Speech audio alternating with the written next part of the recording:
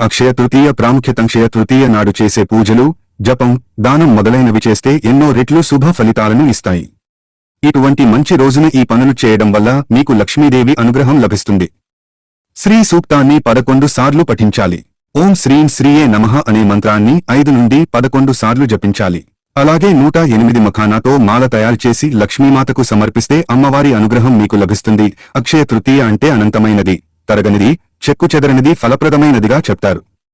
ఈ రోజు ఏ పని చేసినా ఎప్పటికీ విఫలం కాదని నమ్ముతారు. ఈ రోజునే విష్ణువులోని భాగమైన వేద వ్యాస మహర్షి మహాభారత ఇతిహాసాన్ని రాయడం ప్రారంభించాడని చెప్తారు. అలాగే అక్షయ తృతీయ నాడే గంగమ్మ తల్లి స్వర్గం నుండి భూలోకానికి వచ్చింది. విష్ణుమూర్తి పరశురాముడు అవతారాన్ని ఈ రోజే ఎత్తాడని నమ్ముతారు. ఈ రోజు విష్ణు సహస్రనామం పారాయణం చేయడం చాలా మంచిది. ఎటువంటి ముహూర్తాలు చూడకుండా అక్షయ తృతీయ రోజు శుభకార్యాలు నిర్వహించుకోవచ్చు. చుట్టుపక్కల వారికి సాయం